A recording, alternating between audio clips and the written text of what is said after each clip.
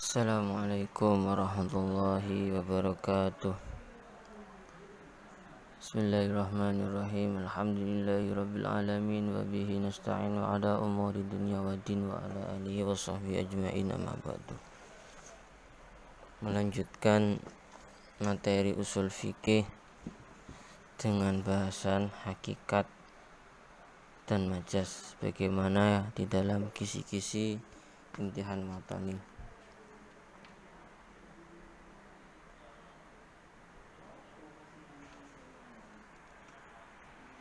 Pokok dari indikator soal adalah santri dapat menyebutkan atau mengetahui contoh-contoh kalam hakikat dan majaz yang ada di dalam Al-Quran.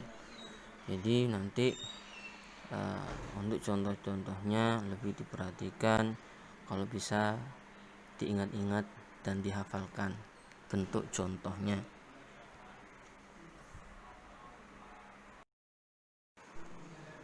Tapi sebelum membahas tentang hakikat dan majaz, akan kembali ke materi sebelumnya, yakni pembahasan fikih dan usul fikih dengan melihat soal-soal yang pernah ada di dalam IW tentang bab fikih, usul fikih, dan hukum hakim mahkum fiqh. Ada ditemukan 3 soal pada soal tahun 2019. Di situ nomor 29 berbunyi al-farqu baina hadil fikih wa usul fikih wa, apa perbedaan pengertian fikih dan usul fikih. Gitu. Di situ jawabnya al-fikih ilmun bi hukmin syar'iyyin amaliyin muqtasibin min dalil tafsil, wal usul fikih adillatul fikih al-ijmani, sebagaimana pelajaran yang kemarin ya. Ma'rifatu bi ahkami syar'iyyin allati tariqu ijtihad sama. Kalau yang itu ilmun yubhasu an adillati ijmaliyah, ya kan. Ya kan, soal yang nomor 30 di situ adalah batal dan fasid. Ya, sebagaimana yang kemarin.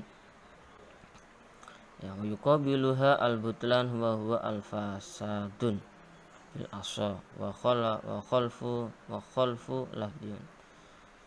Yang menyamai dengan batal adalah fasad menurut qaul asha, tapi secara lafaz itu beda. Nah, ibarat di atas itu menjelaskan tentang apa? Hadal ibarat di atas tabayyana menjelaskan tentang apa? Ya, berarti al-khalfu bainahuma fil lafdi, perbedaan butlan dan fasad secara lafaz. Ya. Pahami soalnya, bahasanya, jangan sembarangan menjawab. Soal yang ketiga, Al-Quran kamahadu, apa Al-Quran itu? Hukum, ya kan? Kalamullah ukhiya ma'nau ila rasul, enggak makna tok sakalaman, yakni lafdu al-munzalu ala nabiyina Muhammad di suratin al-muta'abbid bitilawatihi, lafaz atau suara, ya, bacaan yang diturunkan kepada Nabi Muhammad dengan berupa surat yang dapat dipakai ibadah dengan cara dibaca.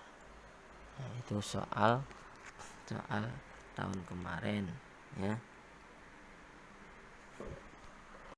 Ya, paling sedikit-sedikitnya lafadznya disusun menjadi kalam itu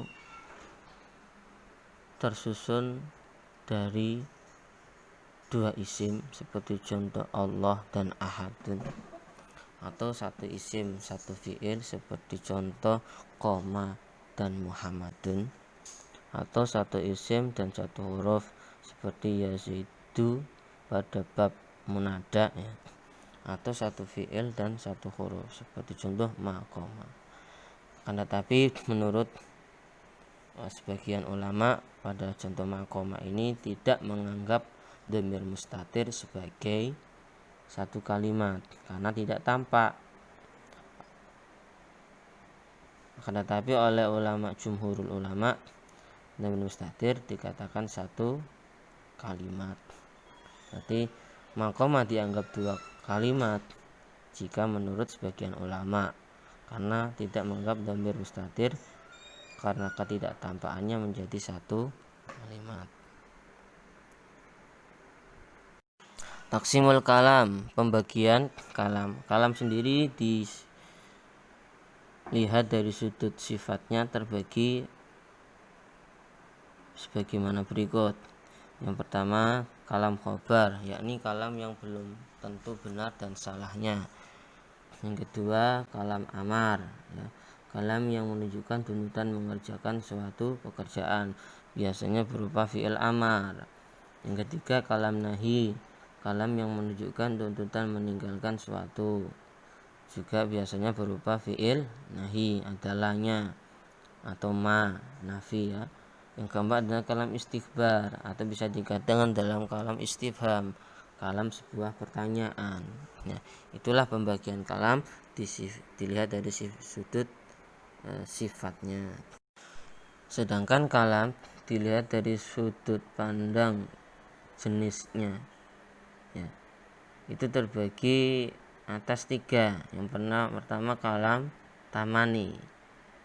Kalam tamani adalah mengharap sesuatu yang tidak mungkin terjadi atau sangat sulit terjadi.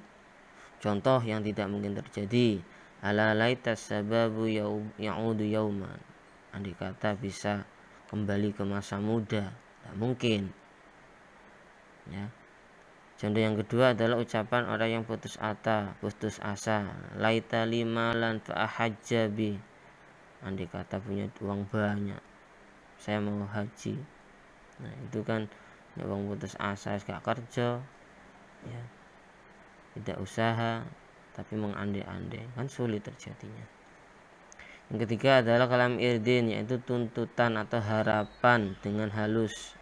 Jadi contoh, ala tanzilu indana, monggo mampir nang omah, halus. Wa ila qasamin, yang keempat adalah kalam qasam, wa al-halfu, yakni kalam sumpah. Contohnya, wallahu la af'alanna kada, demi Allah aku akan seperti ini, aku akan melakukan ini, aku akan melakukan itu, ya. Itulah pembagian kalam yang lain.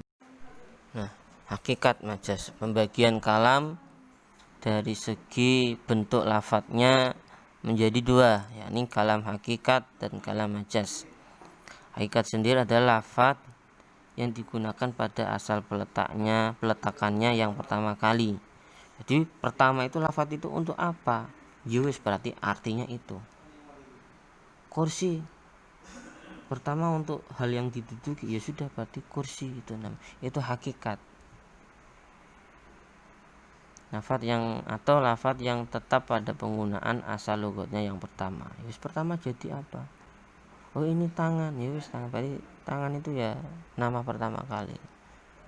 Nah, akan tetapi waqala ba'dum fi ta'rifiha, ya, sebagian ulama memberikan pengertian hakikat sebagaimana berikut. Lafadz yang digunakan istilah oleh sebuah golongan mukhatabah, ya. Golongan mukhatabah ini orang-orang yang mengucapkan lafadz, ya, pertama kali dari golongan itu, ya. Prakteknya mereka memberikan makna sebuah lafadz dengan arti lain, ya, yang pertama kali mereka gunakan, meskipun tidak sama dengan makna lugat yang pertama. Seperti contoh sholat, ya. Sebetulnya lafadz sholat ini pertama kali diletakkan, ya, secara lugat adalah untuk makna doa. Tapi oleh sebagian golongan mukhatabah, dalam hal ini adalah golongan syar'i, sholat pertama kali digunakan nama sebagai ibadah yang khusus, yakni ibadah yang diawali takbir dan akhiri dengan salam, ya. Awalnya sudah yang lain, tapi oleh sebuah golongan pertama kali lafadz sholat ini dipakai untuk ibadah, dipakai nama ibadah, meskipun sebelumnya sudah ada yang makna lugawinya, yakni bermakna doa, ya. Contoh lagi, adzaba. Ya, asal lugat adzaba ini adalah pokoknya sesuatu yang ada di atas bumi. Tapi oleh ahli urfi, ya, ahli golongan sebagian golongan, dalam hal ini adalah ahli urfi, adzaba ini digunakan untuk hewan yang berkaki 4 saja. Jadi dalam hakikat ini ada 2 pengertian. Ya. Yang pertama pokoknya asal lugot itu. Yang kedua itu pertama kali digunakan nama oleh sebagian golongan. Ya. Bukannya ini majas, bukan makna kedua ya, tapi pengertian lain ya. Pertama tapi disandarkan kepada sebuah golongan. Kalau yang pengertian pertama pokoknya yang pertama kali secara lugot, secara bahasa. Tapi pengertian yang kedua sebagian ulama ini pokoknya yang pertama kali di dalam salah satu golongan, itu juga bisa dinamakan hakikat. Paham ya? Diangan-angan. Nah, hakikat sendiri ditinjau dari yang meletakkan atau golongannya itu ada 3.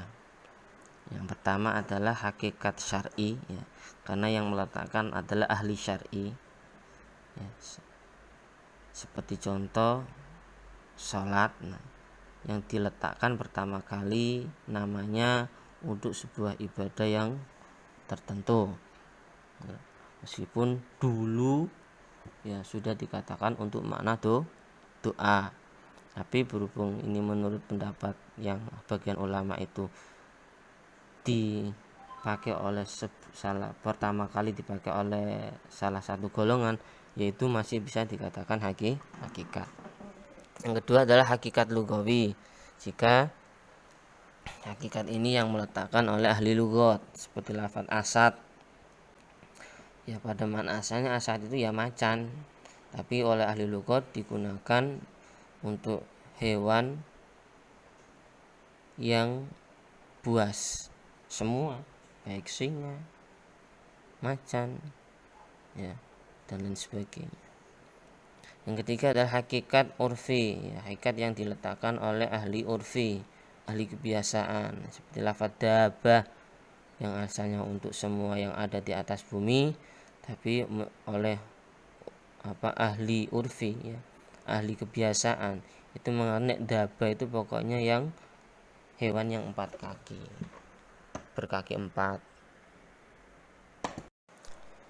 Nah, sedangkan majas adalah lafaz yang telah dipakai dalam peletakan awal, tetapi maknanya dipindah dari makna yang pertama, makna lugat, kepada makna yang kedua, makna majas, dikarenakan adanya suatu hubungan di antara kedua makna tersebut.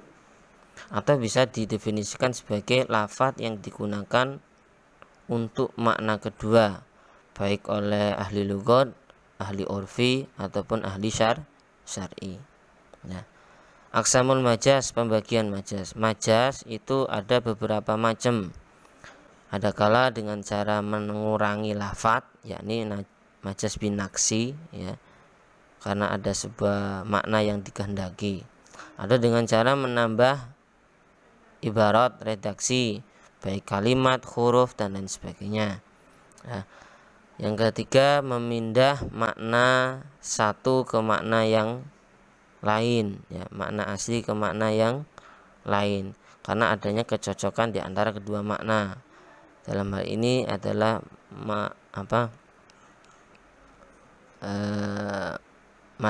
majas nakli.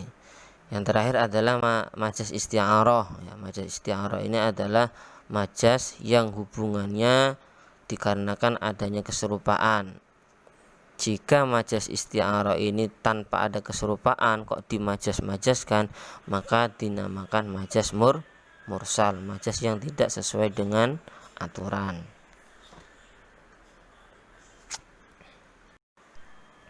Nah, penjelasan tentang majas, macam-macam majas.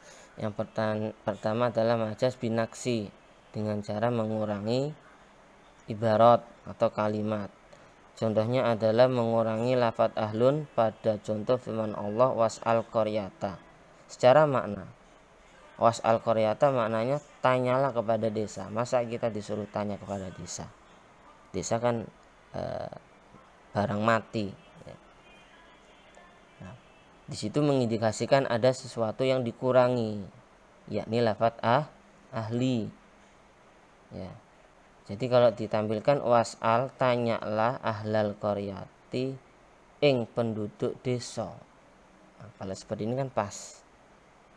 Ya.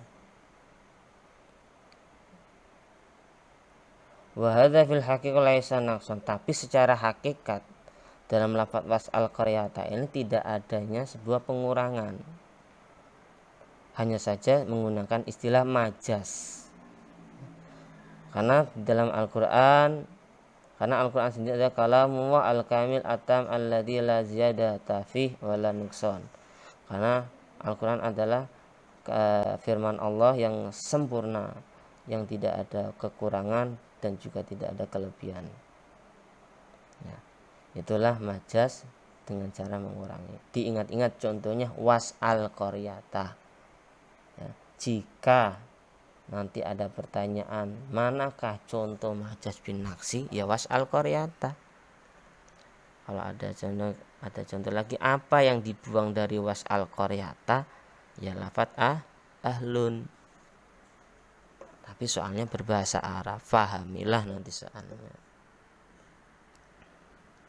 Majas yang kedua adalah majas ziyadah, ya.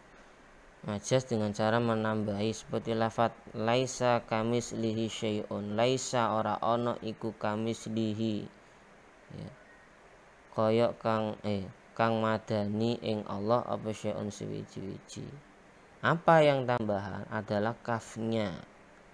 Ya. Kaf ini tambahan.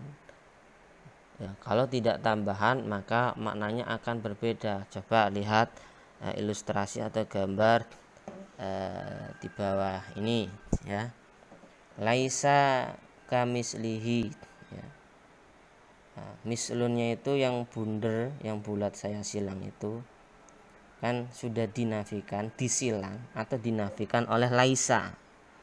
Berarti tinggal hu. Laisa misluhu, tidak ada yang menyerupai Allah. Tapi kalau kafnya tidak berupa tambahan, ya, dalam hal ini berarti huruf jar yang mempunyai makna tasbih serupa laisa ka mislihi. Berarti laisa ini menafikan kafnya. Otomatis misluhunya masih ada, dan ini hal tidak mungkin. Oleh karena itu kafnya adalah kaf tambahan. Ya. Kalau kafnya tidak tambahan maka artinya tidak ada orang yang menyerupai Allah. Gitu. Tapi kalau kafnya tambahan tidak ada orang yang menyerupai Allah. Coba diangan-angan gambarnya itu. Seperti itu. Kafnya tambah karena muhal ada makhluk yang menyerupai Allah. Ayo dipahami. Ya. Di-pause dulu enggak apa-apa. Yang ketiga adalah majas binakli dengan cara memindah. Ya. Contohnya adalah firman Allah auja'a ahadun minkum minal ghaid. Ya. Memindah lafadz ghaid. Kalau diartikan atau salah satu dari kalian datang dari ghaid. Ghaid itu isim fa'il, ya, dari yang berarti adalah orang yang membuang hajat. Masa kita harus wudhu ketika datang dari orang yang membuat hajat, ya. Oleh karena itu maknanya lafadz ghaid dipindah dari makna yang pertama isim fa'il dipindah menjadi makna isim makan tempat, yang berarti artinya menjadi atau jika salah satu dari kalian datang dari tempat buang hajat atau WC. Jadi dari makna asal isim fa'il dinukil, dinaklun, dipindah kepada makna yang kedua majas, yakni makna isim makan.